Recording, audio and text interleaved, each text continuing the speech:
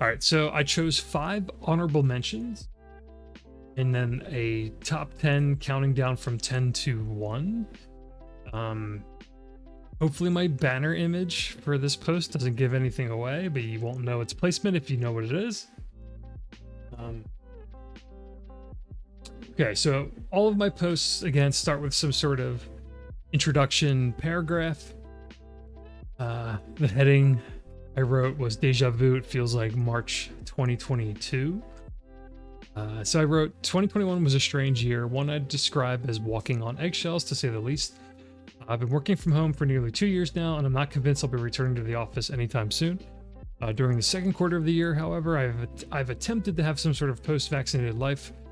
Although the pandemic continues to rear its ugly head, I've continued to dip my toes back into society over these past 6 months, reconnecting with friends I haven't seen since before the pandemic, going to the movies, went camping, headed to the beach, and even visited New York City and California for the first time.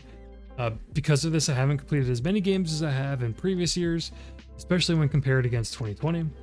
That said, the games have been great, and although I didn't play everything that I wanted to, here are 10 games that resonated with me the most during 2021, including some honorable mentions.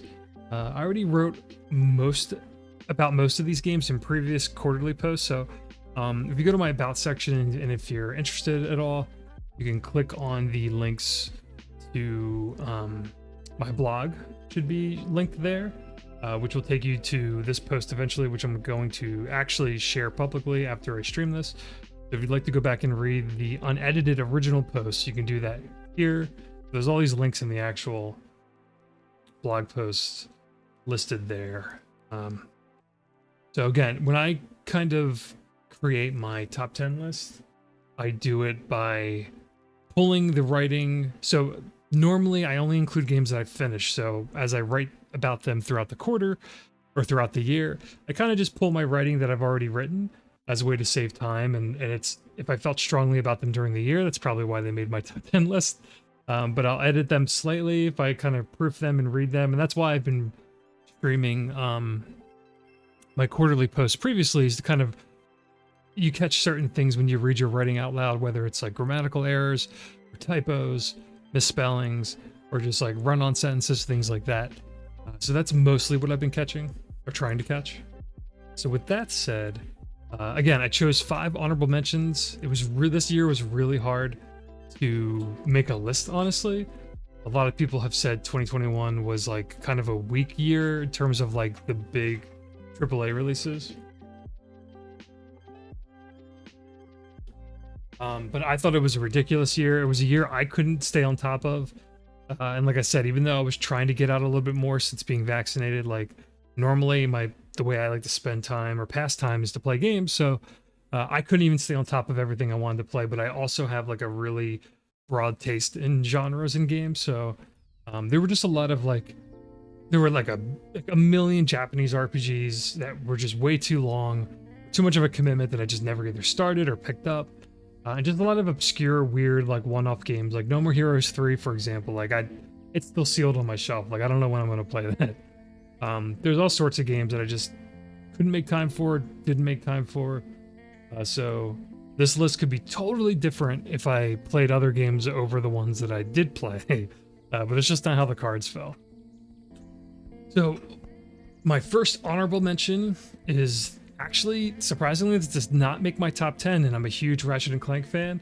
But Ratchet & Clank Rift Apart, developed by Insomniac Games, is a phenomenal yet familiar showcase of what the PS5 can currently offer, both in terms of visuals and the power of the SSD. When the game flexes its dimension hopping capabilities, which essentially eliminates load times, as the player will be transported instantly to a new environment, it truly felt like the first authentic next-generation experience. Unfortunately, outside of a few set pieces during the main campaign, the in-game pocket dimensions were essentially short challenge rooms with little visual flair, challenge, or creativity. The story plays with the idea that there are alternate versions of every character in the universe, and if you're a fan of the series, there are plenty of cameos and callbacks to previous titles, although spotting these references isn't necessary, as it's perfectly welcoming for newcomers as well. The series is also known for its wacky and outrageous arsenal of guns and the weapons in Rift Apart. Outside of a few, felt mostly tame in comparison to previous entries, or perhaps after so many games it's hard to feel surprised. I don't want to come off as sounding too negative, however, as there's a lot I loved about the game. Rift Apart utilizes the adaptive triggers in the DualSense quite well, as each weapon has half and full trigger alt-fire, depending on how much pressure you push down on the triggers. To put it simply, firing guns in a Ratchet & Clank game has never felt better. With that said, I do wish the enemy variety was better. While they're designed with a consistent theme in mind, the robots or baddies you fight along the way don't really require you to make use of all of your weapons' capabilities. I was playing on the second to last difficulty, and I could essentially employ the same tactic during every combat encounter, which is essentially broke down to throwing your turret-based weapons on the ground first, then unloading the rest of your arsenal until you ran out of ammo. Ratchet & Clank games aren't really known for their difficulty, but it would have been nice to see an enemy or two require more experimentation with your arsenal. Rift Apart is quite the looker, to say the least. The environments are colorful, densely packed, and meticulously detailed. One of my favorite things about Ratchet & Clank games is when you first arrive or land on a planet. As soon as your player jumps out of their ship, the camera is positioned further back to give the player a more scenic view of the environment. This is something really hard to describe in word, or for like a viewer or a listener to picture, because I don't have any like video footage to go along with this. If you move either of the analog sticks, however, the camera will snap back behind the player to its default position. While this isn't something exclusive to Ratchet & Clank games, Insomniac has been specifically employing this camera technique since the original release back on the PS2, and it's one of the smaller details that I've always appreciated about the games. At the end of the day, Rift Apart was an enjoyable yet familiar ride. Rivet and Kit, the new protagonists in Rift Apart, were both welcome additions to the cast too. I'd love to see them take the forefront moving forward, with Ratchet & Clank playing support roles similar to how Peter Parker takes a backseat in Miles Morales. Completed the game with everything nearly done and collected, but I'll be revisiting the challenge mode in the near future to mop up the rest of the trophies. Yeah, my problem with... So that's what I wrote about the game, but so my problem with Rift Apart... And I normally wouldn't say this about it, but the honeymoon period kind of flew over my head very quickly, was that when you start it, you're like, holy shit, this looks incredible. But then once you start playing it, and I normally wouldn't say this because I love games from the PS2 era, and I love I just like Ratchet & Clank in general. It's structured like a PS2 game. Like, you're still you're hopping planets through a menu still. Which is weird, because some of the Ratchet games had you, like, actually flying into space with your spaceship and kind of, like, traveling to the planets, like, on some sort of, like, kind of space map. So the fact that you're still choosing planets from a menu, even with the load times not being there with the hard drive capabilities of, like, the PS5 and the kind of how you can swap or kind of, like, transport yourself from one destination to the other, and it's like seamless. That's all really impressive, obviously, but the rest of it was just like, I thought it was really disappointing. I feel like if Insomniac gets the opportunity to continue making Ratchet games, and by the end of the PS5 generation, which is like 7 to 10 years from now, I would imagine, what Ratchet & Clank's gonna look like at the end of this generation, I think, is what's most exciting about what Rift Apart has kind of set up. I'll just say that. So, mainly because of that, of how it just felt like an old game. And I hate saying that because, like, I love the way old games play and feel still. But I wanted something a little bit more like, this is the reason why I own a PS5, outside of, like, okay, the dimension swapping stuff's like a cool little gimmick, and it visually and technically it's impressive, but gameplay wise, it's a PS2 game still.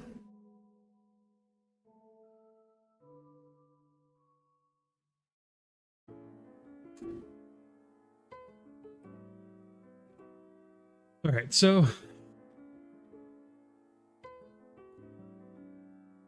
my next honorable mention was just specifically Bowser's Fury from the Super Mario 3D World, plus Bowser's Fury was like the full title. So I wrote, it was truly a joy to experience and a breath of fresh air. It's the perfect marriage of Super Mario 3D World's gameplay and power-ups with Super Mario Odyssey's sprawling kingdoms and a little Super Mario 64 thrown in for good measure. Unlike Odyssey, however, you're welcome to a truly open world environment with seamless load times as levels can be entered from any direction, completely out of order. The game is essentially comprised of miniature island-like courses with non-linear objectives, and at the center of the lake is a gigantic tar-soaked Bowser. Over time, Bowser will rise from his tar pit and wreak havoc, causing thunder, lightning, and other hazards to spawn. Unless you collect one of the many cat shines scattered about the environment, Bowser will continue to be a menace until enough time has passed and the storm has calmed. This cycle, for better or worse, repeats itself until you face off against Bowser a handful of times. Unfortunately, this idea becomes predictable and somewhat unexciting by the 10th or so encounter, and they don't do the best job at making the scenarios feel fresh or new, but that could just be a product of the size or scope of the game. The core concept and ideas are great here, but I think Nintendo needs a bit more time to cook them. I also wish the challenges made more use of all of the abilities at your disposal, as you're almost always using the catsuit power-up to navigate and overcome the courses, similar to 3D World itself. One aspect that should be noted is that the courses change and evolve over time. New layouts, enemies, and collectibles are added just as soon as you leave and re-enter in an island or course, and it all feels extremely organic. There's even some elusive secrets where a random golden island will descend from the sky while Bowser is running amok. You can also lure Bowser near special blocks to unveil a secret cat shine, which is a good strategy to send Bowser away if you're not in the mood to deal with him. I'm not quite sure this is the direction future 3D Mario games should take, but I'd certainly play a follow-up to Bowser's Fury that's bigger and more robust. So again, that's what I wrote initially, and my feelings haven't really changed about it since. I played 100%ed Bowser's Fury pretty much as soon as it came out. And I liked it, but it felt more like an expansion than its own game. Obviously, it's really short. And I don't know. I love 3D Mario, and I could play them all day. I don't know if I want like a Bowser's Fury 2, even if they took the idea and made it like a full-fledged game. Maybe remove the Bowser aspect of it, where he is on a timer and he kind of comes out of the center of an environment and like wreaks havoc or whatever. That portion wasn't really exciting after so long. So maybe removing the Bowser part, which is like the point of the game, but keeping the kind of like open world seamless integration of levels that are laid out for you. Like that's what I want to see Nintendo take and move forward with than anything else the game was kind of going for.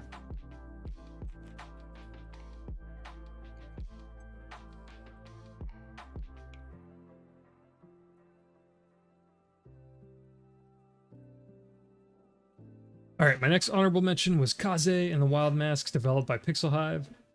It is the best DKC-like I've played in a long time. It's a 2D platformer through and through, but an exceptional one at that. Nearly captures what makes both the original Donkey Kong trilogy by Rare and Retro's most recent Donkey Kong affairs so good. Just like in DKC, there's Kaze, or K-A-Z-E letters to find, a la Kong from DKC. 100 plus gems to collect and bonus rooms to discover in each stage. Going for 100% is certainly challenging, but fair and rewarding. The art style and sprite work is great too. Kaze has a lot of personality as she'll use her ears to grapple ropes or blow up her cheeks underwater to breathe. It's small details like this that aren't completely necessary, but go a long way in showing that the developers really cared about their game and its main character. The background art is also very detailed and colorful. There's even a good amount of parallax scrolling on display here, which is almost required for any modern day 2D game. The stage flow is superb, and you'll realize how great the level design is once you start attempting the game's time trials. Each stage has unique platforming ideas, and they're hardly repeated. One stage may make use of ropes, while another will introduce bouncing jelly pads, which launch your character to greater heights. The levels are short and sweet, highly replayable, and never overstay their welcome. Kaze and the Wild Masks checks almost every box for me personally when it comes to 2D platformers. More so than the original DKC trilogy, Kaze and the Wild Masks reminds me of the types of platformers we've received in the early 90s, games like Rayman, Klonoa, Door to Phantom Isle, and Astal, if you remember that one from the Sega Saturn. come to mind. If you had to play just one indie 2D platformer this year, however, Kaze and the Wild Mask is my highest recommendation. I completed the game at 100% and I can't recommend it enough if you're a fan of these genre. Yeah, Kaze's really good. Don't skip it if you like platformers. I think my only criticism is that it's like relatively generic. All the enemies are like vegetables. I mean, you're kind of like a rabbit type creature. And some of the stage aesthetics or like the themes behind the stages, they're relatively generic. You have your like fire levels, your snow levels. But the art's like good for what it is. And there's a lot of little small details that kind of make it stand out. It's just really well designed. The levels are excellently designed. Yeah, Kaze's good.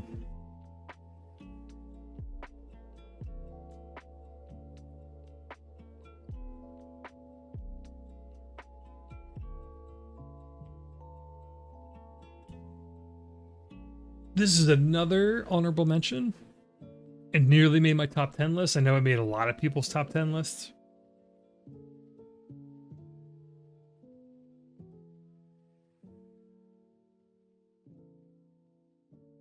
Chicory, A Colorful Tale, developed by Finji and Friends, a cute and thoughtful top-down Zelda-like with an emphasis on painting. Like a lot of indie games for 2021, or just in general lately, Chicory explores themes of self-doubt and what it means to reject one's legacy. All of the colors in the world have vanished, and the original wielder of a magical paintbrush has gone missing. You play as an aspiring artist of sorts who takes on the monumental task of repainting the world and bringing life back to its inhabitants. It's a somber, self-reflecting story centered around a bunch of animals just trying to get by. Over the course of the game, you'll gain new paintbrush techniques which act as a backtracking, puzzle-solving abilities. There's Zelda-like dungeons with clever puzzles that make use of your painting techniques, which culminate in some truly epic boss encounters. There's even loads of side quests and collectibles to discover off the beaten path. You can also freely paint the entire world to your liking, no matter how talented of an artist you are.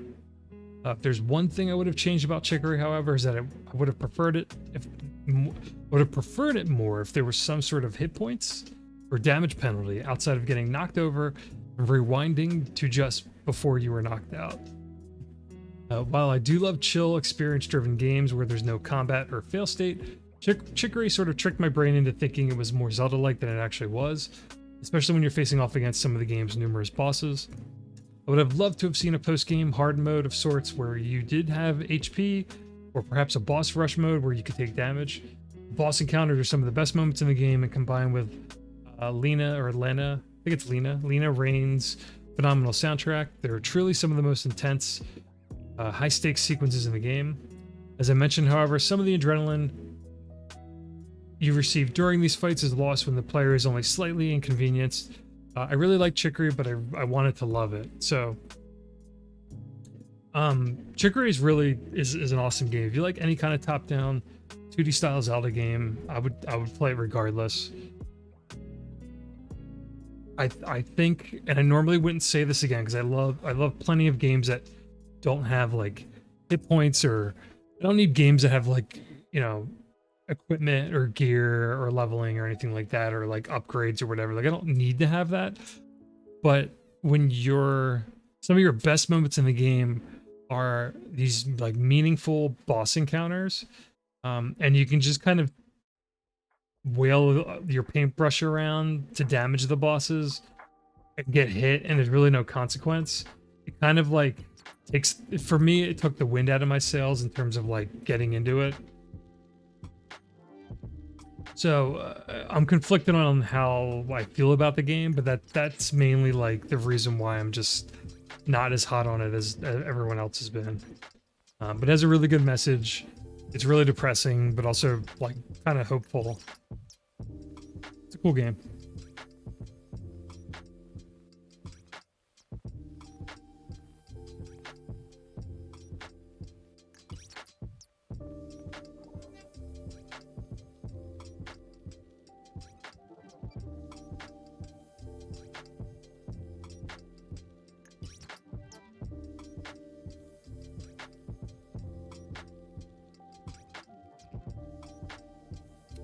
think this is my last honorable mention.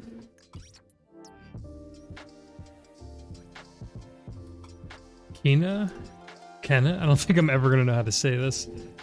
Bridge of Spirits is the debut action-adventure game from Ember Lab. The studio behind Kenna is mostly known for their animation background, specifically the Terrible Fate short film, which I've actually never seen. They're clearly a group of talented artists and animators, but what about the game itself? For better or worse, depending on what you value, Kenna feels and plays like a PS2 GameCube era Zelda-like.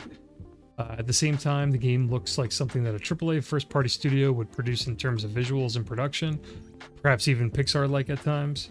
While there are some minor blemishes here and there, like how some foliage or leaves in water do not react to your character's movement. That's like really particular and really harsh of me to like kind of pick on. The game's simply beautiful. Kenna also reminds me of the types of games you'd receive at or near system's launch, as it did technically fall within the first year of the PS5's release. Similar to how I felt about Rift Apart, it feels more like a promise or roadmap for what true next-gen games will look like or be capable of. This may also come off as a negative for some people, but the entire game feels like the first quarter of most 3D Zelda titles, specifically the young Link portion of Ocarina of Time. We're just following the main story. It's about a 10-hour game. Just when Kenna is wrapping up, most 3D Zelda games are getting started. There's essentially 3 areas or zones with hub-like open spaces, interconnected environments, fast travel points, and mini dungeons to conquer. There are numerous sub-bosses throughout the entire game, but each area culminates in some truly challenging boss encounters. Some have said it's Souls-like with its challenging difficulty at times, almost borderline character action game difficulty, but I think it's still more comparable to the types of bosses you'd encounter in a 3D Zelda title. I completed the game on normal, but I'll revisit the game on the highest difficulty, and we'll go for 100% in the Platinum Trophy then.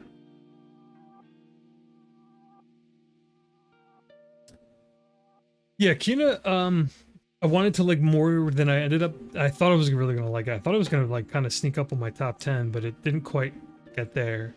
I think I expected the scope of the game to be bigger than it was, but I should have guessed given it's technically an indie game, but again, sort of tricks you like Chicory. Like it looks like a first party, like huge production project, but you can see the little rough edges around the corners of the game where you're like, okay, this definitely looks like it's made from a small team that's just very talented in like visually, like from the visual side of things.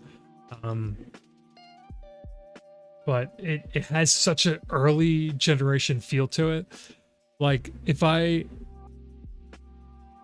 don't know, if I was younger and I bought a PS5, if I put myself in my shoes as like a teenager when PS5 came out, and this was like a game that came out within the first year, I would have been obsessed with this. So, and I still really like it. And I'm actually really want to replay it soon already. But I think I wanted a little bit more from it. And the characters weren't super interesting either. I don't even think Kenna looks incredible. It's like she animates very well and she's charming, but she's kind of like dull. Like there's nothing really too interesting about the characters in the game. It's kind of like a Spirited Away story. Where like kind of the ghosts of people haven't moved on and it's causing all sorts of problems for like the world that the people inhabit. So it's a cool game though. I still recommend it. So again, my honorable mentions, these nearly made my top 10. I only chose 5, so half of the top 10 list. There would have been so many other honorable mentions I would have put on here if I made time for other games, but I outside of one that's on this list, I normally don't put anything on my top 10s unless I've finished it. So, Ratchet & Clank Rift Apart, Bowser's Fury specifically from the 3D World release, Super Mario 3D World on Switch, Kaze or Kaze, I think it's Kaze though, and the Wild Masks, Chicory, A Colorful Tale, and Kenna, Bridge of Spirits. Those are my top 5 honorable mentions. So let's get to the top 10 proper. And number 10 is Mon Amour.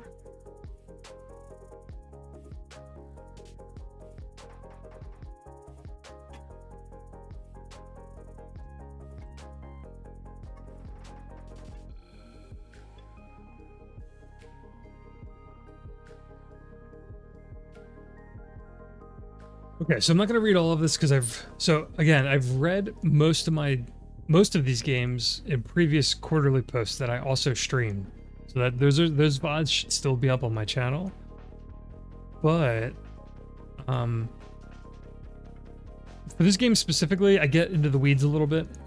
So I'm just gonna read a paragraph or two that kind of sum up the game, because I go like heavy hardcore into the mechanics of how the scoring system works, and I just don't think I need to read that for the second time.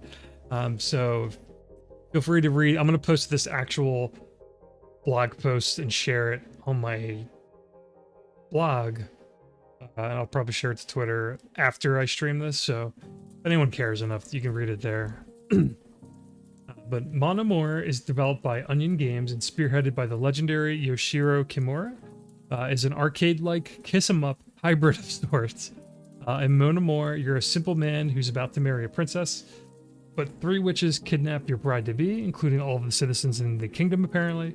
The story doesn't matter, however, because Mon Amour is an arcade game in the most purest sense. It's all about high score chasing and mastering the game's deceptively deep mechanics.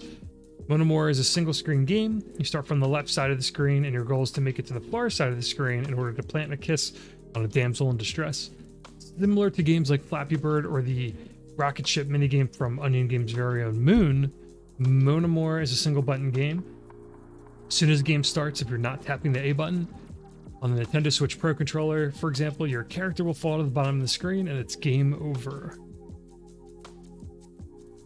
There are around 50 levels or screens, and every 10 levels of screens you can bank the citizens you've kissed or rescued along the way.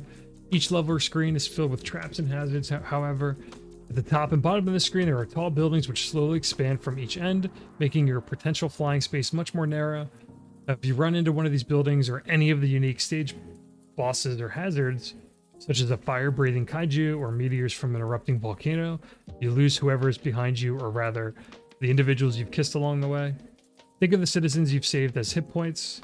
If you take too many hits and lose everyone you've rescued, it runs over and you can either start from the beginning of the game again or use the citizens list as a sort of level select.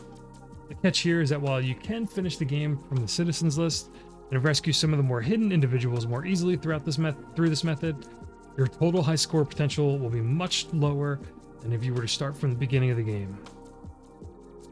So from there I go into like how the scoring works, and it's a lot to read, so I'm just gonna skip over it. But you can complete this game in one sitting.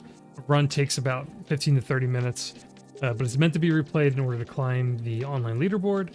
I completed the game with a true ending, which requires all citizens to be rescued, and I ranked 65th place on the leaderboards at the time of writing this, so I'm probably off the leaderboard. We're off the top 100 at this point. I haven't checked in months.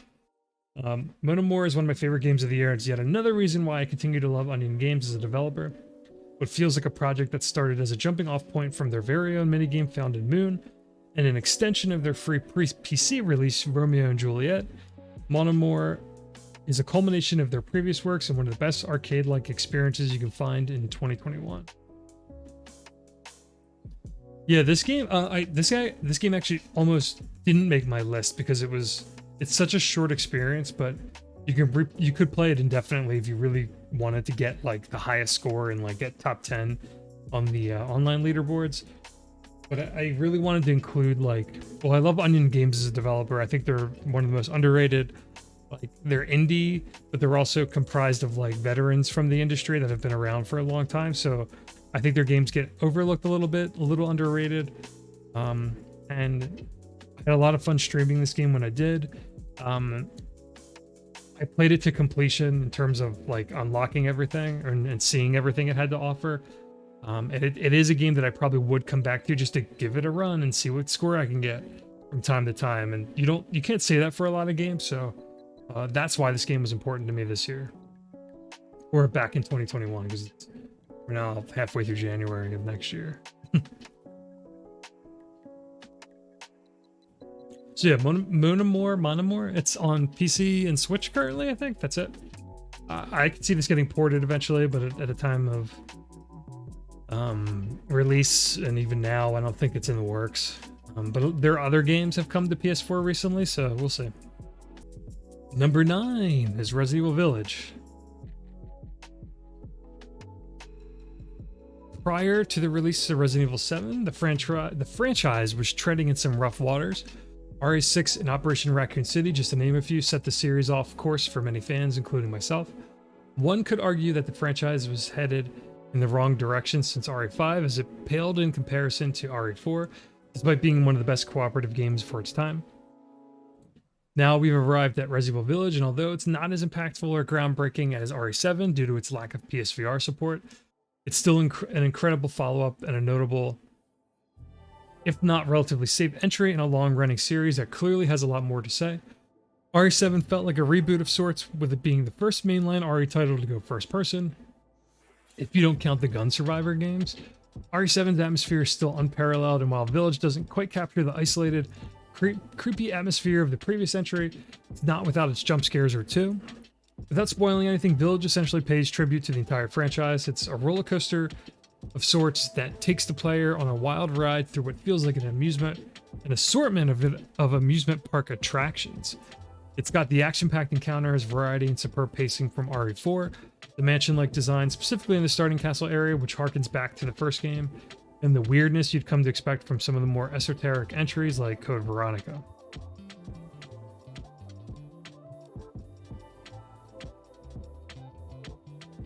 The tall lady made quite the splash on social media, to the point where people believed she was going to be the focal point of the game. Sure, the vampire adjacent villains were mostly memorable and the performances were great, but there's so much more to Village than what we were led to believe, at least in terms of how the game was shown prior to release. Capcom unintentionally played us all, and I'm happy the rest of the game wasn't spoiled in pre-release footage or details. Village takes you to a ton of different locales and environments with a central town that acts as a hub town, which branches outwards. There's secrets, hidden areas, and other collectibles to find throughout the many areas you'll visit. Most importantly, it all somehow feels tightly woven together and relatively cohesive. The enemy variety and combat encounters are mostly good too. Monsters will duck and sway away from your shots, and I believe you can even duck to avoid grabs, which gives the player some decent movement options considering it's a first-person shooter at its core. The guns mostly feel great to use as well, and much like RE4 and 5 before, they can be upgraded with money you earn by selling treasures you collect along the way. Although there's nothing here that feels quite as satisfying as reloading the bolt-action rifle from RE4, which is hard to top, I think, still. Resident Evil Village has pockets or moments that remind me of why I love the series so much, especially the earlier games. Exploring the castle, managing my resources, getting stalked by the tall lady, and rushing into a safe room to restock my ammo and save my progress is peak old school RE adrenaline. There's also an area called House Beneviento that's one of the most memorable sequences I experienced all year, and quite possibly the scariest RE has been in ages. Resident Evil Village is a messy carnival ride full of sugar and empty carbs, but it tastes really, really good. I'm not quite sure where the series is headed at this point, but an RE9 is inevitable, and I'm hoping Capcom closes strong on this new trilogy of sorts. There's my of sorts again. I completed Village on normal difficulty, but there's still a ton of unlockable goodies and harder difficulties to tackle, including recently announced story DLC. If you're a longtime fan or a newcomer to the franchise, Village is one of the best games of the year, hands down. Yeah, God, I was so excited for I loved Resident Evil 7. Oddly enough, I used to play and replay Resident Evil games constantly. Like getting the A ranks, speed running them for all the unlocks and multiple endings, all that good stuff. I'd say Resident Evil 6 really threw a wrench in my love for the series, like it did for a lot of people. So when 7 came out, I was blown away by it, but I only did one playthrough of it, surprisingly. I haven't returned to it, so just like that first playthrough, it wasn't even in VR. It was so memorable. And it to me, like, RE7 was the kickstart for Capcom to get back on track in terms of like being a respectable company again, because they were in some, like, as I wrote, like a rough waters in terms of like their public perception of like they were heading in Konami territory of like, are they even making like good games anymore? But Village to me, I think it's hard to live up to 7. I think for a series that's gone on as long as Resident Evil has, I think it's hard to continue to capture like what the series means to so many different people. So like, I think they attempted to do that. I think they attempted to please like every pocket of like Resident Evil fandom, and they mostly succeeded.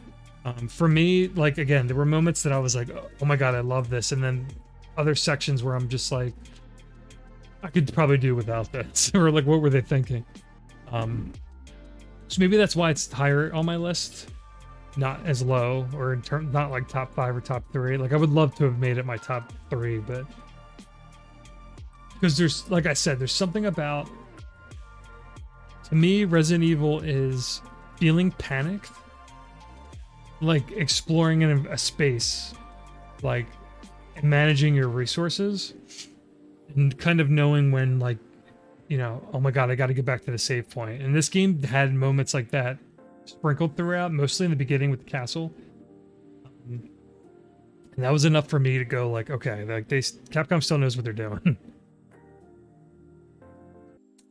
Psychonauts 2, developed by Double Fine, is a familiar yet faithful sequel to a cult classic 3D platformer that, after nearly 15 years, still feels rooted in LucasArts adventure games. Psychonauts 2 picks up right where the first game in Rhombus of Ruin, its VR sequel of sorts, left off. While the game can be mostly enjoyed without having played the original Psychonauts, Double Fine did a fine job at providing a summary of the first game right at the start. Just like the original game, Psychonauts 2 deals with exploring the minds of individuals who are dealing with serious mental conditions.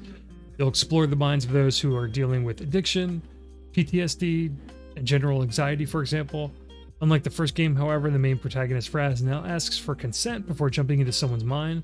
To put it simply, the sequel is much more mature, well-written, and mindful than the first game. The character models look great, and the animations are superb too. Raz and company are probably some of the most expressive and charming characters from any game in 2021. 3D platformers are my bread and butter, and Psychonauts 2 was everything I was hoping it to be and more. If you're new to the series or a returning veteran, the structure of the game hasn't changed in nearly 2 decades. You'll hop from brain to brain, sorting people's emotional baggage while collecting figments and defeating baddies with psychic abilities both new and old. The bigger picture surrounding Psychonauts 2's plot isn't as interesting as I was expecting it to be, but the individual minds that you explore are visually striking and thought-provoking nonetheless. I do think the game can be a bit too wordy at times, but the humor and writing style more than makes up for the stop-and-go pacing. At the time of writing this, it's been a few months since I've beaten the game, and I'm still thinking about its relevancy in 2021. Psychonauts 2 was a 15-plus-year-old game that didn't feel the need to reinvent the wheel, yet somehow still felt both fresh and familiar to fans new and old. It blows my mind Microsoft or Rare can't see the same for a new Banjo-Kazooie today. Here's hoping both Microsoft and Double Fine continue refining Raz and Company into the platform mascot series Xbox deserves. If the Bear and Bird aren't going to do it, then the Psychonauts have no choice but to carry the 3D platformer torch into the next generation.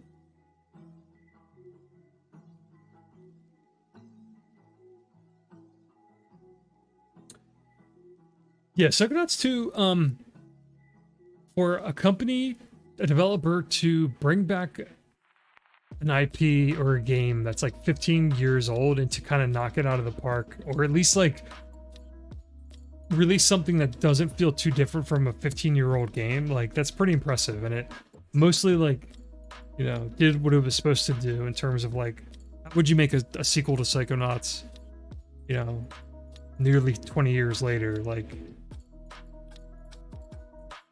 the people who even worked on it to begin with, like, they're older now. Like, people change over time, so, and it's a game that already touched on kind of serious issues and topics, so like, I think they did a really good job, and it feels better to play than ever, because the first game's a little rough around the edges. And it's just like, it's a straight up like collectathon again, so like, it was both like ballsy and not overly ambitious, not much of a risk in terms of like the way the game plays, but to bring it back with the confidence that it had after all those years, and I guess for Microsoft to kind of like buy into it even towards the end, was really cool to see. So and to me, it gives me hope that, like, it's unrelated, With Banjo-Kazooie coming back, if Double Fine can bring back a series this old, why can't Microsoft and Rare talk about it? Maybe, I don't know. It doesn't make any sense to me, and it's a beaten horse and it's a dead topic. But this Sable's really good. Sable, the debut game from Shedworks, is an open-world, non-linear adventure game, not unlike Breath of the Wild. In Sable, you play as a wandering nomad of sorts who, after completing a rite of passage, sets out into a barren wasteland to see the world and encounter life experiences. It's a game with no combat or worldly threat, which was refreshing once I realized what I was playing. Sable's about low-key exploration, discoverability, and relaxed gameplay moments. The Breath of the Wild comparison is appropriate for many reasons, but one that specifically comes to mind is the fact that you can technically finish the game very early on if you choose to. In Sable's world, there are many factions, tribes, and professions to discover out in the wasteland, and you're tasked to engage with some of it, but not all of it. Once you've had your fill, you're asked to head back home to reflect on your journey, or a sort of self-imposed retirement, if you will. Exploring the world of Sable is an absolute joy. One of the very first objectives in the game is to craft a hover bike to make traversing the wasteland more manageable. Breath of the Wild specifically comes to mind as a point of comparison, as there's almost always a landmark or something of interest in the distance that's begging for your attention. The world seems specifically designed around eye-catching landmarks sprinkled around the map. While Sable is somewhat of a 3D platformer at its core, much like Breath of the Wild, you also have the ability to climb nearly any wall in the game. The core gameplay mechanic centers around a stamina meter, which dictates what you can climb or explore. Over the course of the game, you'll find Korok seed-like collectibles, which can be traded for stamina upgrades. There are small settlements, larger towns, crashed spacecraft, ruins, and creature-filled caverns to discover, and almost all of these areas rely on your stamina meter to explore.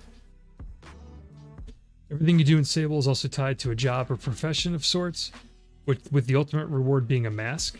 The masks are a big deal in the world of Sable. Not only are they proof of mastery for a specific job or profession, they're also needed to trigger one of the game's many endings.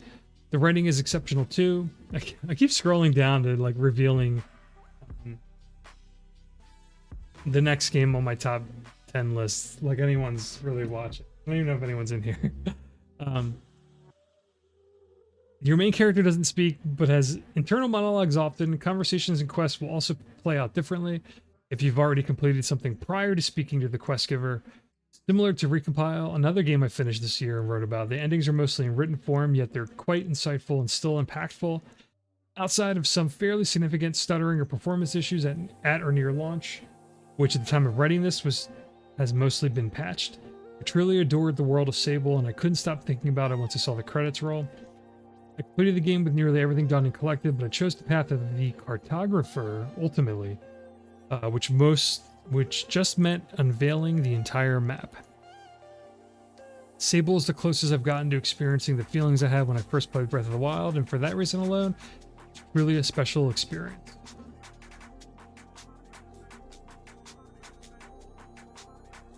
Yeah, Sable's was a big surprise. Like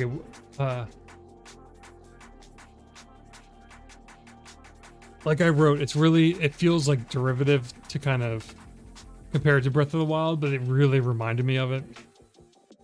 Just straight down to the fact that, like I said, you can finish it in a few hours. Like as soon as you get out of the tutorial section. So like Breath of the Wild, you had the plateau, and then after the plateau, you could go straight to Hyrule Castle and face Ganon or whatever the final boss was. I don't remember. You could technically beat Breath of the Wild like really quickly. Not that most people would or even tried probably. But Sable's the same way. So like once you collect a certain amount of like masks or like the main objectives in the game, you only need to do a few and then you can return home and the game's over. And all of the endings are kind of like I said, they're like in written form. So like they're like these monologues or epilogues in writing.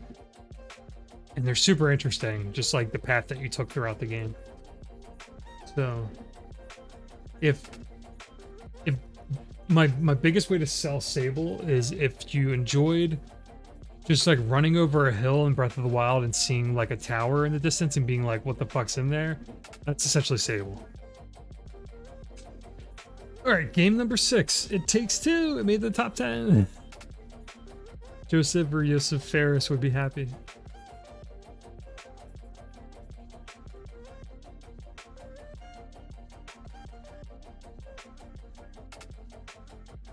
Okay, so It Takes Two. I get more personal with this game and what it meant to me more than like the game itself and like what the game was trying to do. Even though I read a little bit about that, but that's the reason why I made my top 10. So I'll read through it again. So I read through this like 2 streams ago or maybe 1 stream ago. It Takes Two, developed by Hazelight Studios, is one of the best couch co-op games I've ever played. If there's one thing It Takes Two taught me, it was the power of cooperative experiences and the importance of a good friend, especially during what is still an ongoing global pandemic. When the game initially launched back in March of 2021, I wasn't vaccinated yet. Being a fan of this developer's previous games, however, I knew I was going to play it eventually. Didn't help that the game started receiving glowing reviews and positive word of mouth on social media. As weeks passed, the anticipation to play this game was becoming unbearable, and so was my desire to be near another human being after being mostly isolating myself for an entire year. Prior to the beginning of the global pandemic, I didn't have many local friends who enjoyed playing video games as much as I did. While It Takes Two does offer a Friends Pass, a free download key that allows another online player to experience the game with you at no additional cost, the game felt like it was meant to be played locally. Considering the state of the world and my own comfort level prior to being vaccinated, playing this game physically next to someone wasn't an option.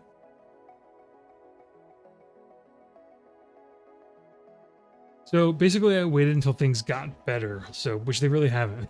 I became fully vaccinated by the beginning of May 2021, and I had one special person in mind that I wanted to experience It Takes Two with. If you'll excuse the sob story, I met this person back at the end of 2019.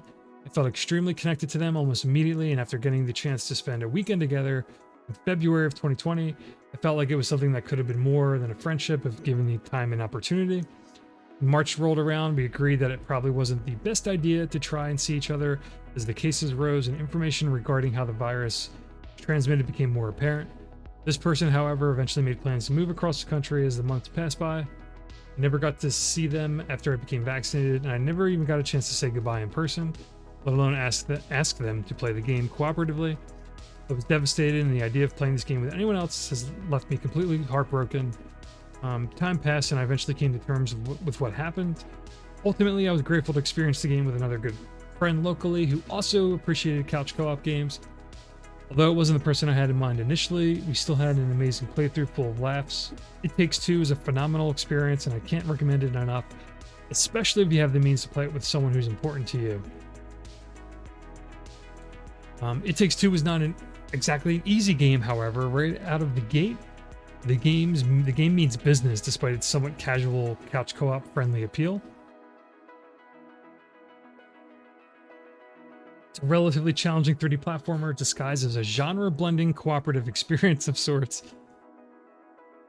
The game truly requires you to be in sync with your partner more than any other 2-player cooperative experience I've played before.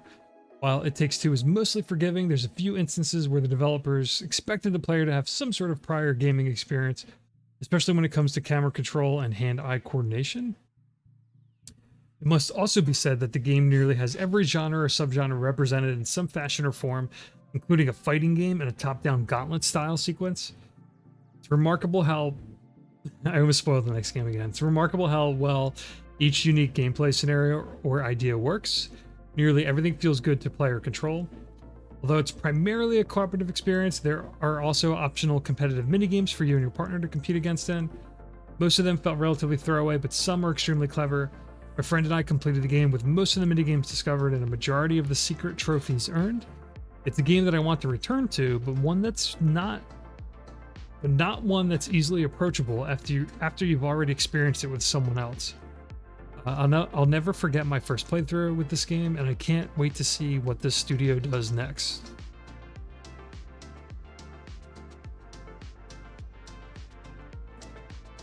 Yeah, so for me, It Takes Two, it was more about like the time it came out, with the pandemic and not being able to hang out with people like normally, especially if they weren't living with you, or if you didn't have a partner at the time, or a sibling who wanted to play games with you, yada yada yada. Like, it was, although they give you an online pass to play with someone online, and it had online play so you could, like, you know, find a friend online, to me it's still a split screen game no matter how you play it, whether offline or locally or online. So I needed, like, I made sure, I'm like, I'm gonna get my vaccination, and then I'm gonna ask a friend to play this with. So like I said, like, I had one person I really wanted to play with, but it didn't work out. But I had another friend who, you know, enjoyed my playthrough with. So my biggest takeaway with that game is, if you can, I can't not suggest it enough to play it with someone who's sitting next to you. It's the most like co-op game I've ever played. You really need, and you also kind of need someone who knows somewhat how to play games, because it's kind of a hard game. Like, there's parts in It Takes Two that are just like not for like a beginner. Number 5.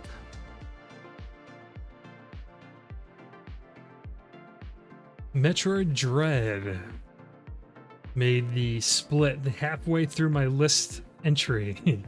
This top 10 list could change like by the day, depending on how I feel. So like, when I did compile this list, I was like, you know what, Metroid definitely like hit me like somewhere in the middle of the year in terms of like how I felt about it.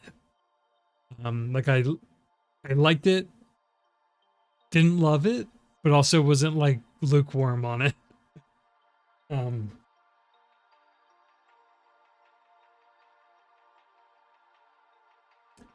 So Metroid Dread, aka Metroid 5, developed by Mercury Steam, and Nintendo, is the long-awaited true follow-up to Metroid Fusion.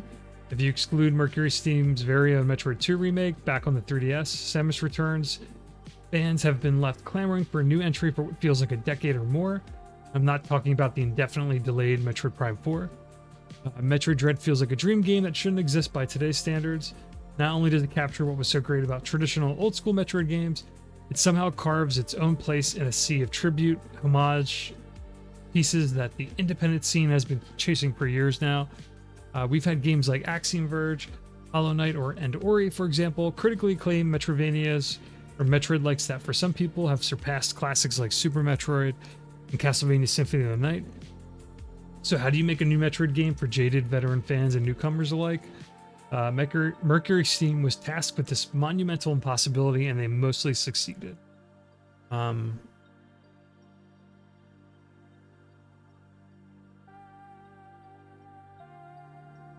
Whereas Metroid Samus Returns felt like a resume builder for Mercury Steam, or rather proof that the development team from Spain could handle the legendary Nintendo IP with the utmost care, Metroid Dread feels like a mastery of the groundwork that was laid before them. With that said, Metroid Dread does feature a lot of the same elements found in Samus Returns. The counter system returns, and the 3D backgrounds look better and more detailed than ever. Metroid Dread does play with your expectations too.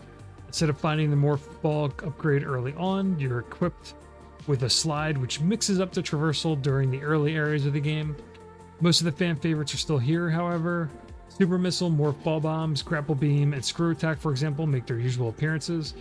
There's one area where I felt Metroid Dread was lacking, was its environment cohesion and sense of place.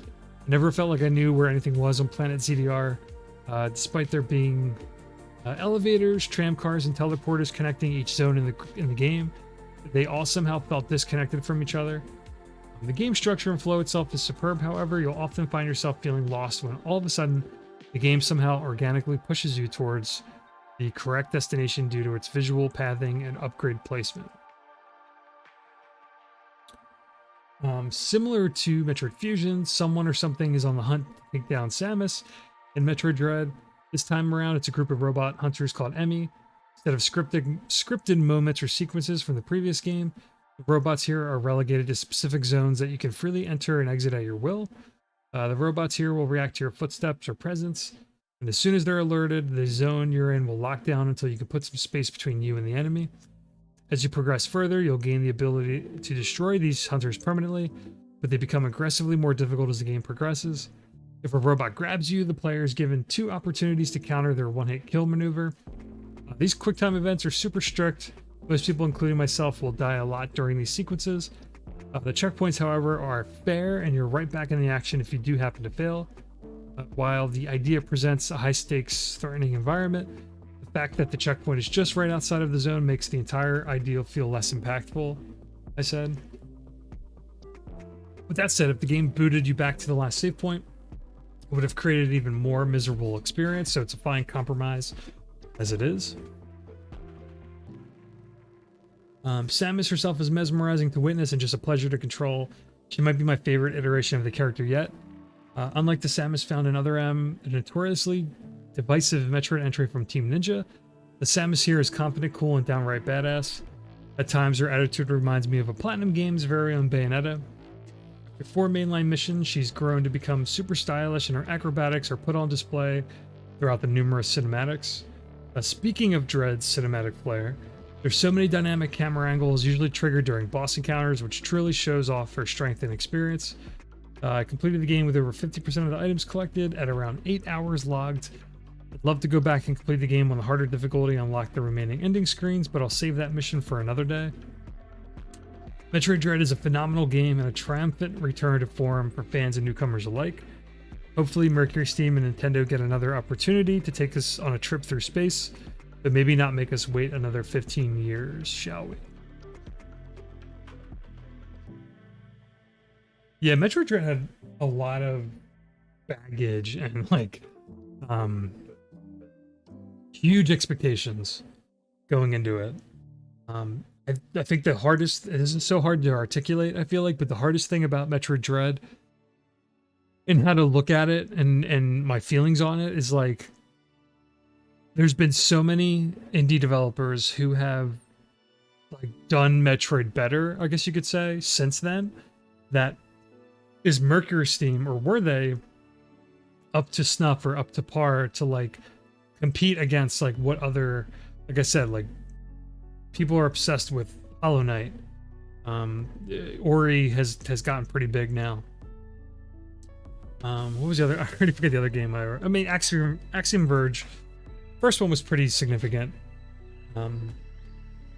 2 seems really divisive. I haven't played it yet, but there's been like, you know, Metroid-y kind of games for years now that don't, you know, bear the Metroid name, that have done the genre better than, you know, Nintendo has treated them. So like there were a lot of stakes going into Dread, and I think at the end of the day, this may sound blasphemous, but I haven't finished Hollow Knight. Every time I start it, between Hollow Knight and Axiom Verge, I've started them multiple times and I just drop them. I don't know what it is, but I always drop playing them. I want to go back to them and give them a fair shot still, but like I finished Metroid Dread, so like there's something about Metroid herself or just the universe or the character that, like, you know, no matter the quality of the game, I guess you could say, just brings it to like a different level. And it could be nostalgia because I grew up with the games. Super Metroid's one of the best games of all time, so but yeah, so like there were parts of it that I definitely thought were a little rough or not the best, but overall I think that, you know, they did a really good job with it, and it seems like it did really well. So I'm hoping Nintendo doesn't like let it sleep for another 10 years. And we'll see another entry soon that's, you know, not outside of Metroid Prime 4. Alright, so I said Returnal is arguably Housemarque at their finest. Their signature arcade gameplay returns in one of their most ambitious games to date. Returnal takes the now popular roguelite genre of sorts and presents it in true AAA production with cutting-edge visuals and sound design. In Returnal, you play as the role as Celine, an astronaut who's crash landed on an alien planet. The twist here is that upon her death, she repeats the same crash landing sequence over and over again in a Groundhog Day style scenario. As she explores the alien landscapes, she finds herself experiencing flashbacks and visions from what appear to be from her past, present, and future. She also finds her body strewn about the environment from her previous attempts at survival on this hellish world. It's all rather dark and depressing. Returnal has had an interesting launch period, to say the least. Leading up to its release, this was Housemarque's re-entry into the traditional game release hemisphere, so to speak. After Matterfall in 2017, which I actually kind of liked, Housemarque hit a bumpy road or two and claimed they were done with their traditional arcade-inspired titles. They even wrote a letter to their fans, which you can read about here. So if you're actually reading this blog post after the fact, I do link to an article where it goes into like the history of this game, or at least like the lead up to how this game came to be, where they were going to make a battle royale game and it was canceled. It was called Storm Divers, which has yet to release, and I think it's been canceled. So fast forward to 2021, and we now have their first AAA game that also happens to stay true to their arcade roots. Stranger things have happened, but I'm glad this developer is back doing what they clearly know best.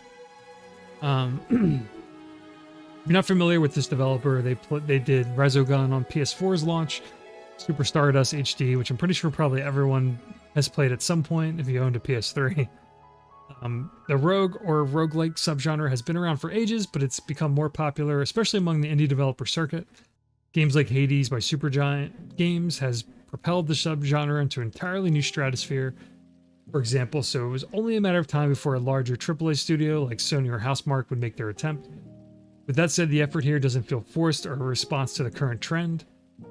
Returnal does have all of the usual roguelike trappings, run-based sessions, loss of power-ups and inventory upon death, shortcuts that make consecutive runs faster, and passive upgrades that carry between playthroughs to give you some sort of sense of progression.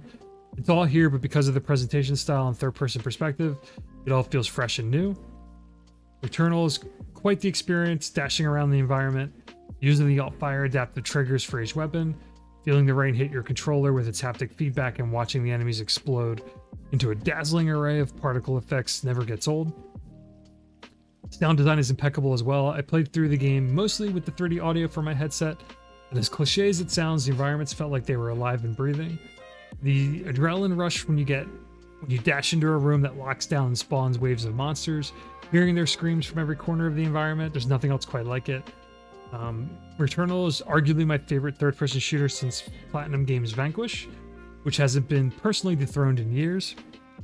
Finally, now that I've had some time to reflect on the game, I'm finding myself comparing it to my time spent with another first-party PS5 title that has recently released, Ratchet & Clank Rift Apart. On the surface, they're both third-person shooters with dash mechanics and a fixation on devastatingly powerful guns, while Ratchet & Clank also has always been known for its wacky arsenal of sorts. I found myself enjoying the gunplay here more than the game or franchise that's mostly been known for its third-person shooting. I completed the game with the initial ending, but there are still perks to unlock on weapons, artifacts to discover, and collectibles to earn in order to see the true ending. You can be sure that I'll be returning to this game often until I secure the Platinum Trophy in the near future.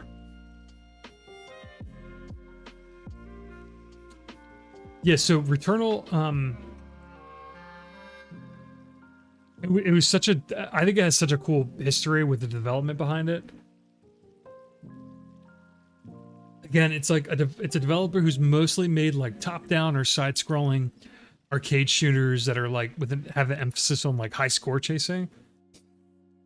To like, they jump from that to like a canceled battle royale game to like one of the coolest third-person shooters I think since like Vanquish, in terms of like the speediness of your character, how like well you can maneuver. The environment's like oppressive and it's dark and has like ridiculous enemy designs, and bosses are incredible. I finished it and played it before they patched in the ability to save your progress during a run. So like it's before you had to commit a long playthrough to see the game to the end, and kind of be pretty skilled at it to see the end. But now they've made it a little bit more lenient to get through it. It doesn't have as many options as like a Hades or something, from my understanding, but like it's really good.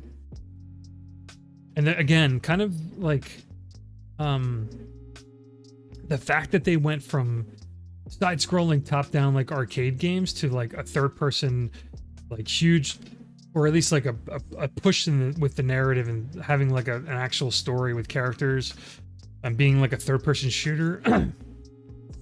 and being as well, like as good as it is, like that's like a crazy jump for a developer to make.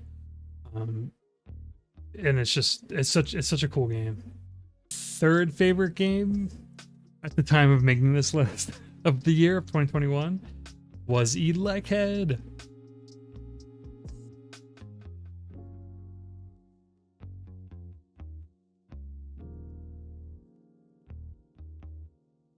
Okay, so Elec Head by solo developer Nama Takahashi and music by Tsuyomi is a masterclass in 2D puzzle platforming design. This game has been one of the biggest surprises of the year for me. I first saw it during the Asobu event that aired on YouTube back in September of 2021. If you're not familiar with Asobu, which is I think is how you say it, this is from their website. Asobu is a community hub for Japanese independent developers. Our goal is to support indie games and indie game development as a viable career and lifestyle here in Japan. Through education, advising, promotion, and fostering connections with other indie devs, both domestic and abroad. The independent gaming scene, this is back to what I'm writing, that was a quote from the website, has become so massive over the past decade or so that certain releases and hidden gems are getting consistently lost in the shuffle. While it's been critically acclaimed by players from the more hardcore gaming community at large, and a variety of outlets who did manage to cover the game, Elec Head hasn't been getting the exposure it rightfully deserves. I say Elec Head is simplicity at its finest. You play as a little robot buddy who electrifies any surfaces that they touch. You can walk left or right, jump, and eventually toss your head, reminiscent of Dynamite Heady on the Sega Genesis, if you're familiar. With such a simple concept, you'd think the developer would run out of ideas or resort to some sort of gimmick to keep the game interesting. Elec Head does not rest on its laurels, however. It exceeded my expectations in terms of pacing, creativity, and most importantly, making use of one's limitations. Every screen is like an aha moment and must be experienced to truly understand how well made the game is. Yeah, it sounds like it's such a loaded sentence. Like, trust me, every screen's incredible. It's the perfect example of teaching the player new mechanics or ideas non-verbally without the need of tutorials, dialogue, or even environmental storytelling, although there is some of it to a degree. You could say Elec Head is a game about trial and error, which is true, but it quickly teaches the player to observe their environment and think critically within the first few screens. In one instance, for example, a hanging retractable platform is attached to the ceiling above you. The platform will only retract if it's charged. Since your character can only jump so high, you'll have to hug the side of the wall where the retractable platform is attached to, which will make it descend. However, the moment you step away from said wall, the platform will retract to its original position, so you better act quickly if you want to make the jump. It's observant. Environmental puzzles like this that are built upon and layered in a natural, logical progression the further you play. It's a masterfully crafted game. I've said this countless times over the past few years, but we've been inundated in 2D retro-inspired platformers. Sometimes a game like Elec Head comes along the way to remind you never to judge a book by its cover. Does Elec Head spark joy? Yes, it's honestly a perfect game, and if it weren't for one other release this year, it may have been my 2021 Game of the Year. Yeah, so Elec Head is only available on PC. You can play it on Steam. It's cheap. It's short. It's about 4 to 5 hours if you want to finish it. There are really good secrets that are really hard to find if you want to like go for 100%. I still haven't found everything in it. I'm only missing a few things, but like I streamed this game during a charity event, so Extra Life, this past September. And for the few people that were watching, I got to a room or two where I'm just banging my head against the wall. I could not understand what I was supposed to do, and just someone watching just was like, "Try this." And it actually worked. It was like the solution to the puzzle. And they weren't even playing it. So I thought I gained all this knowledge from the previous rooms, and just something so simple was like, every screen is like a perfect puzzle that just makes your brain just like, it's incredible.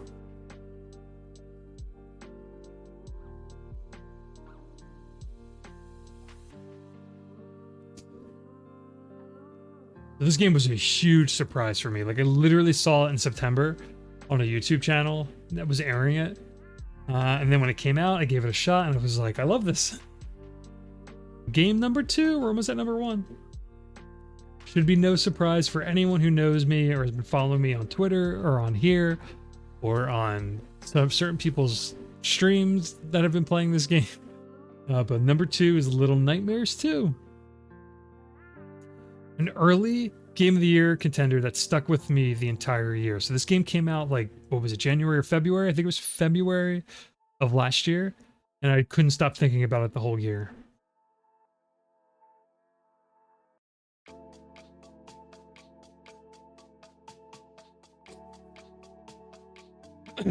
So Tarsier Studios' Little Nightmares 2 is everything I wanted a sequel to the original game to be and more.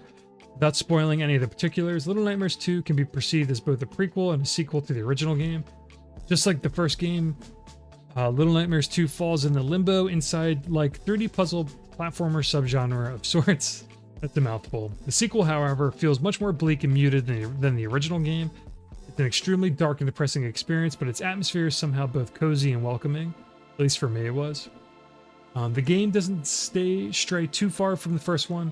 You wake up in an undisclosed location and your adventure simply starts.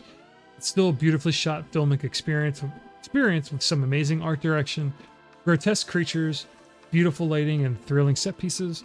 One of the most interesting aspects of Little Nightmares 2 is its similarities to the PS2 cult classic Ico, as your AI-controlled partner 6 will assist you along the way in a similar fashion to how Yorda accompanies the Horned Boy.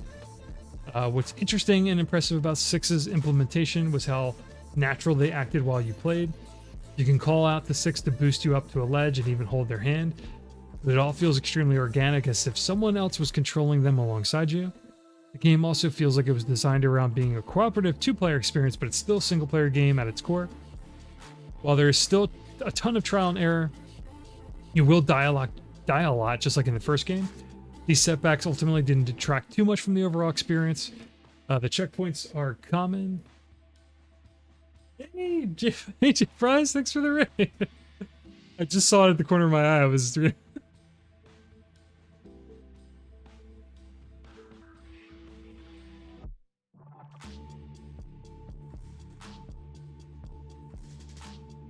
Oh wait, J Fries, have you played Eco?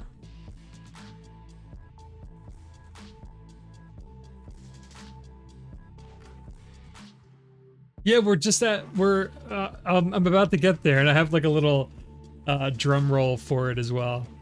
So for anyone walking in just now, I've been reading through my top 10 games of 2021. I'm like 2 weeks late sharing it. Normally this is something I probably would have shared at the beginning or at the end of the year, so like December, but I was traveling and holidays and all that sort of stuff, so like, and I didn't have it all written out or kind of finalized. So one other thing I've been doing was reading through my top 10, or reading through my quarterly posts. So I have like a blog that I write about the games that I finished during the year. So I've been doing these kind of like, I don't know if I would call them experimental streams, but like I've been reading through my writings, like just to hear my writing out loud so I could find like grammatical mistakes or like spelling mistakes or typos, or if it's too wordy, which I've realized it is.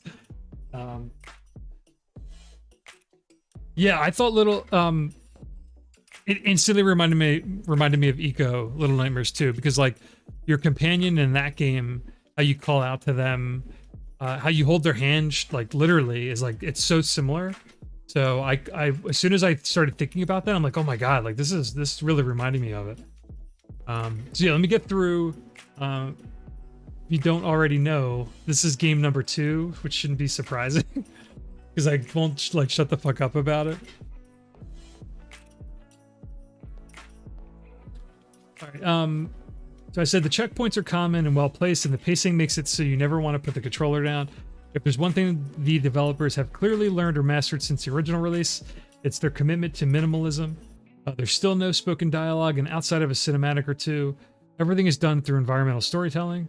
I'd say 6, just like the player, becomes more confident in their actions as you progress and encounter more horrific scenes, which creates an even greater bond between the two characters that no cutscene could replace.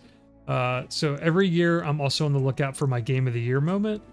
If a game, for whatever reason, makes me put the controller down to reflect upon something, whether it's gameplay related, a powerful story moment, or even a particular music track, then it's typically a contender for my Game of the Year. So I said Little Nightmares 2 did this to me within the first hour or so of the game, which usually doesn't happen so early in the year.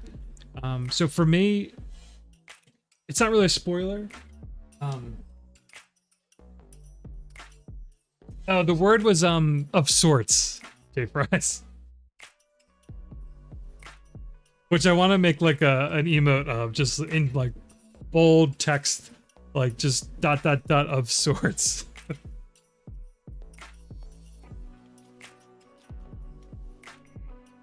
And it's all over. So like I copied my writings from my quarterly blog post to like include in my game of the year list just to save time. And obviously like how I felt, if I felt strongly about them when I wrote about them throughout the year, I'm not going to rewrite my thoughts on it because they really haven't changed like for the end of the year. But anyway, my game of the year moment for this game was, I mean, there was every sequence was just like incredible in this game, but like from the beginning, and I mentioned this when you were streaming at J Fries, but like that boat ride when you're on like the door and it's like right after you kind of take out the first hunter or the first like creature, I guess you could say. And you're just like on this quiet, like depressing boat ride on a door in a river or a lake or whatever it is. And like the mist is rolling in. You start seeing TVs like scattered in the water.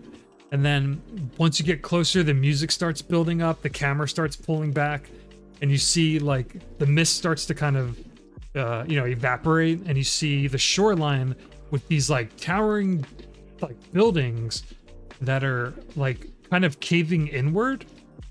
It looks like they're moving, like they're alive. Like it was just like such a what the fuck? Like what is happening in this game? And especially if you played the first one, it's kind of a spoiler for the first game, but the first game takes place on this like underwater submarine boat.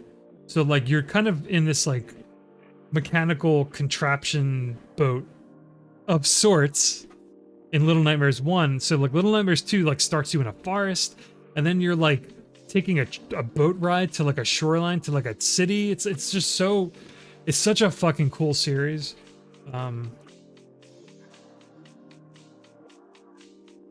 Yeah, it's that moment, and pretty much like any moment with the monsters that are chasing you in that game. In this game, we're just like I'm obsessed with this. Oop. So finally, one of the only disappointing things about Little Nightmares 2 is the fact that it's another transitional PS4 or PS5 game that actually doesn't have a PS5 version available. Although a free update is promised for those who already own the last gen version. The entire time I was playing the game, I was imagining the ways the developer could have utilized the DualSense controller and its haptic feedback or adaptive triggers. Unlike the first game, for example, there's actually melee combat in Little Nightmares 2. There's moments where you'll be wielding pipes or axes, but because of your short stature and the heaviness of the objects, your character drags the weapon behind them as they run forward. This would have been the perfect opportunity to incorporate the feeling of dragging your weapons across the floor through the use of haptic feedback. I'm hoping when the time comes, the developer thought about these things, as it'll give me a reason to revisit this nightmare again in the future. And then this is the unfortunate part. The studio, the developer behind the game, they have disbanded from the publisher, Bandai Namco, and the IP is no longer in their hands. So in my actual blog post, I linked to one of the articles. While I wish the studio the best of luck with their new partner, Embracer Group, which like so many developers are getting like eaten up by. Seems like so many like studios are joining this Embracer Group or getting bought out by it. I don't really know who they are. I can't imagine Little Nightmares being in someone else's hands. So yeah, I think it's unfortunate. We might never see a third game. At least they went out on a good, strong note. I cannot recommend this game enough. Play the first one. Just play both of them. They're short. They're not very hard games, so... I'm going to do a funny drum roll to get to my number one. May or may not be a surprise, and I will say this. So for my favorite game from 2021, the game I didn't finish, which goes against my rules usually. So this is unusual for me to make this my number one, and Little Nightmares 2, and again, my number 3. So I'll do the summary. The number 2 was Little Nightmares 2. Number 3 was Elec Head. Both these games were so close to being my number 1, but they just didn't cut it. Number 4 was Returnal. Number 5 was Metroid Dread. Number 6 was It Takes Two. Number 7 was Sable. Number 8 was Psychonauts 2. Number 9 was Resident Evil Village. And 10 was Mon Amour, or Mon Amour.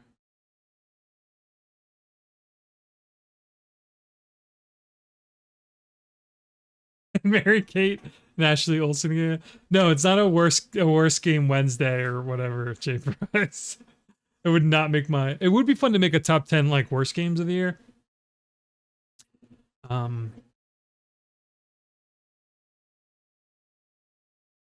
So, and again, just to preface it, this top 10 list, like in my head when I wrote this, it could change. I think lists are fun to make. I love making lists, especially top 10 lists during the end of the year. I love reflecting back on the year. Honestly, my list could change like daily. So when I wrote this, I'm like, all right, I think I'm good with this. And there's so many games each year, especially from last year. I said this at the beginning of my stream that I just don't, couldn't make time for, didn't pick up. So this list could have looked totally different if I like played different games that I was looking forward to that I just didn't happen to play last year. So again, like usually my top 10 list is only for things that I did actually finish, except for this number 1 spot. So my number 1 game is... Oh, let me get to the last paragraph. I had this ready. At the drum roll. Just some random YouTube video to build up the anticipation.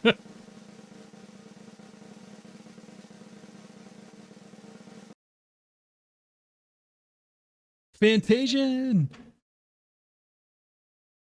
Where it's probably like, what the fuck is this?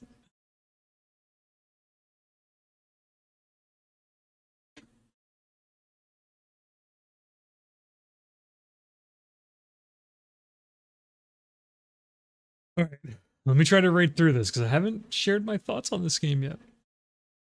So yeah, my favorite game from 2021 was Fantasian, which is unfortunately only available on Apple devices. So this is unusual for me because, again, normally I wouldn't include something on my top 10 list that I didn't finish because I have not beaten Fantasian yet. Secondly, it's a mobile game and I'm not really like too hot on mobile games. I think it's a pain in the ass to even like get your hands on like a device to play this. So whether or not you're an Apple person to begin with and you have a phone or an iPad, so I play this on Apple TV. But yeah, let me read through it. I'll put the music back on. So I have a little backstory. It won't take me too long to get through this. If you want to listen, I appreciate it. If not, I know this isn't super exciting. So in early April of 2021, I was scheduled to receive my first COVID-19 vaccine shot during the week of my birthday. So while I was doom scrolling on Twitter and Facebook, I saw people tweeting about a game called Fantasian. It was a project I've been loosely following and keeping tabs on for a while, but it seemed so distant and non-existent to me, especially considering the fact that it was only going to be available on Apple devices. So I'm an Android guy. To calm my nerves and curb my ongoing pandemic-related anxieties, I decided that some retail therapy was in order. As soon as the game's release date was announced, I impulse purchased an Apple TV and subscribed to Apple Arcade just to play Fantasian. I grabbed my phone late at night, went to their website, ordered my Apple TV, and a day later, someone from a local Apple store pulled up to my house, walked up to my doorstep, and placed my newly purchased product on the welcome mat. It was the first time I truly felt excited about anything since the pandemic started. So I write this here. It's rare for me to include a game on my top 10 list that I haven't technically finished yet here we are. Fantasian is the latest turn-based RPG from Mistwalker, the studio responsible for games like Blue Dragon, Lost Odyssey, and The Last Story. If you're unfamiliar, Fantasian has quite the prestige or legacy behind its development. The father of Final Fantasy, Hironobu Sakaguchi, was at the helm, and the soundtrack was composed by the legendary game composer Nobuo Uematsu. The studio, as of late, has primarily been a mobile developer, with their legacy rooted in home consoles. You'd think Fantasian would have released on the extremely successful Nintendo Switch, or even the Xbox series of consoles at the very least. Unfortunately, that's not the case. At the time of writing this, Fantasian is an exclusive to the Apple Arcade, and for the foreseeable future, it appears that it's going to stay that way.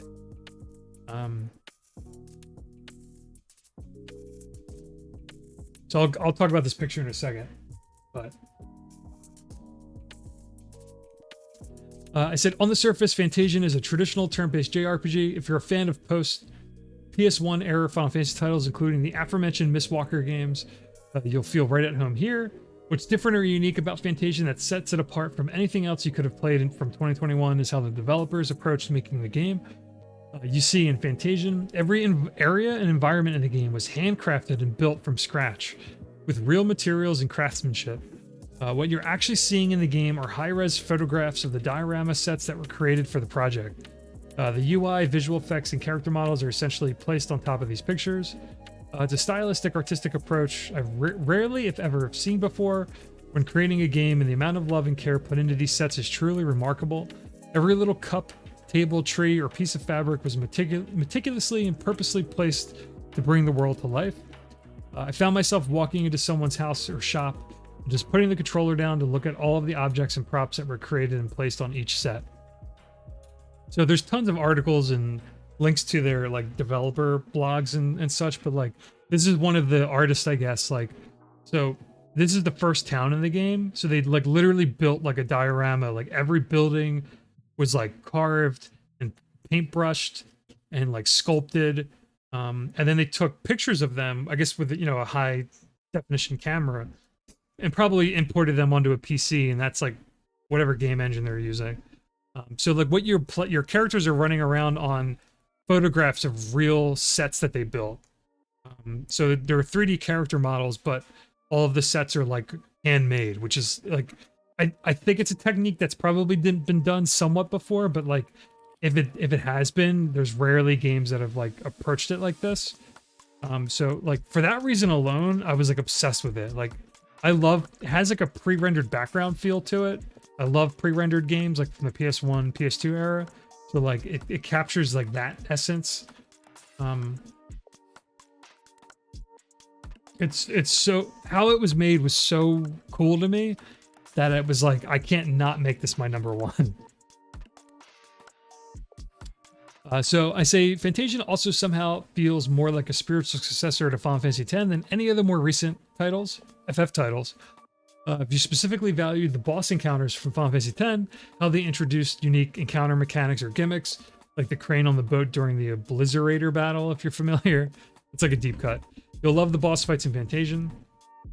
Almost every boss encounter has some sort of battle condition or gimmick, and from the 20 hours I've logged so far, it stays true to this design philosophy. In one instance, a giant bird boss will flap its wings every few turns in an attempt to blow you off the map, which results in a game over. In another fight, a death-like figure hovers in the background, and until they decide to come forward, think front, back rows in classic Final Fantasy titles, both you and the boss will deal less damage. Each of these encounters asks the player to strategize and make use of each of their character's abilities. So this is a picture I took. So this boss fight, like, if you don't kill him quick enough, like every 2 turns, he'll like flap his wings and like blow you back like a row. And then eventually you get blown off like the screen and it's game over. So there's like cool battle conditions for the boss fights. And just look how fucking cool. It's probably hard to tell like on the stream, but like it looks like real like rock formations. Like there's so much artistry in this game. Like I'm obsessed with it.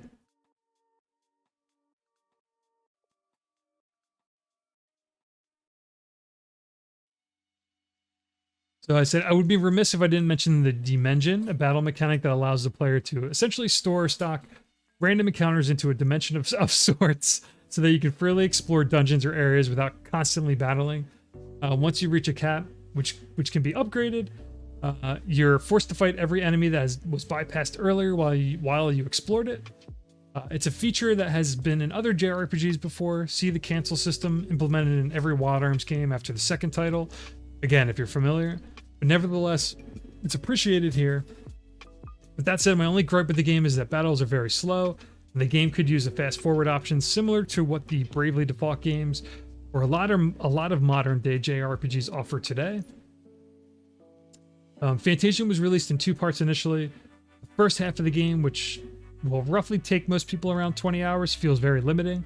Your characters can equip weapons, armor, and accessories, but you'll only learn new abilities or spells at level up during the first half of the game, so there's not a whole lot of customization or wiggle room for a good portion of the game. The second part of the game, which released in August, apparently introduces skill trees for each character, but I can't speak to that yet, because I haven't gotten to that part of the time of writing this. With that said, there's something extremely rewarding and satisfying about having to use only a handful of the abilities at your disposal, and items too, shockingly. The game truly asks the player to make the most of their limited resources.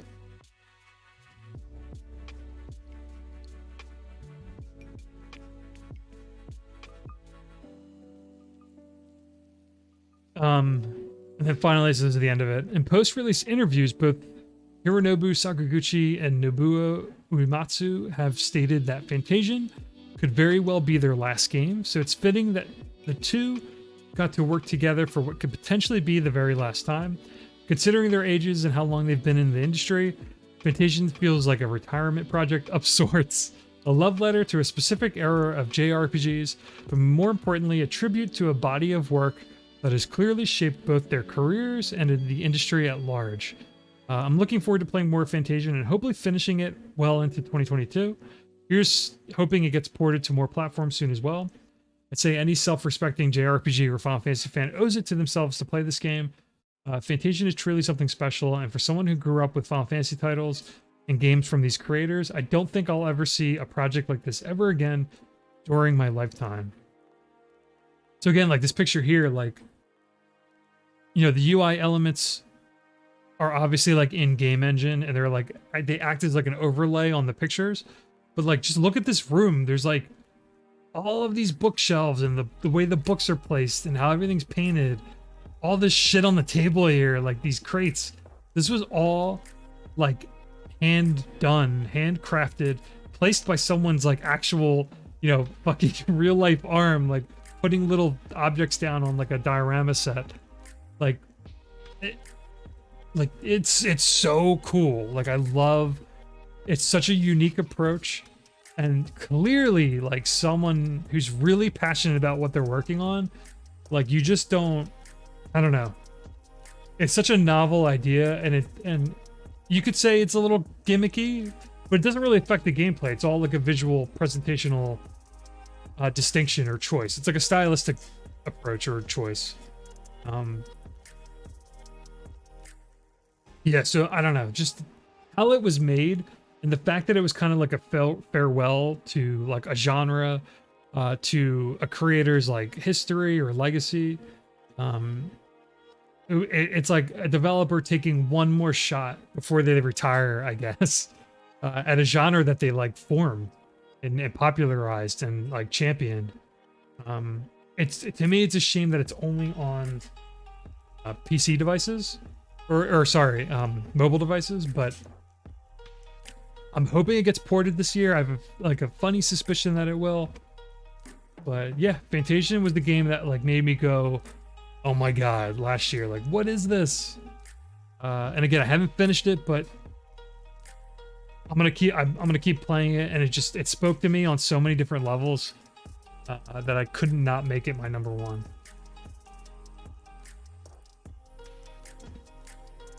Number one favorite game from 2021, a game that made me go, holy shit, was Fantasian.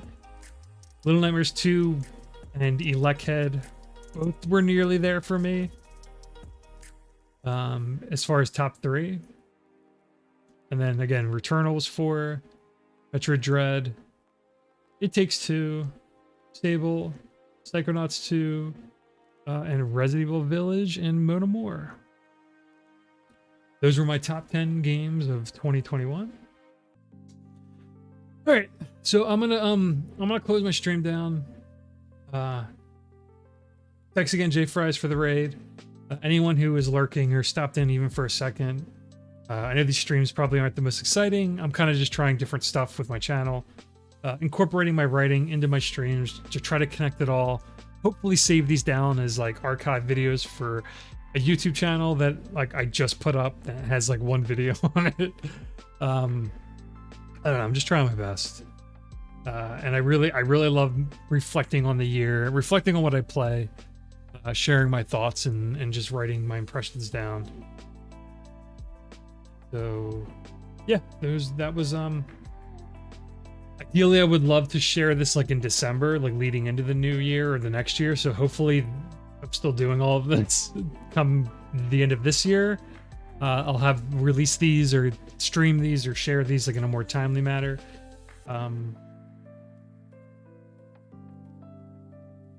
Yeah, so I'm going to close this down.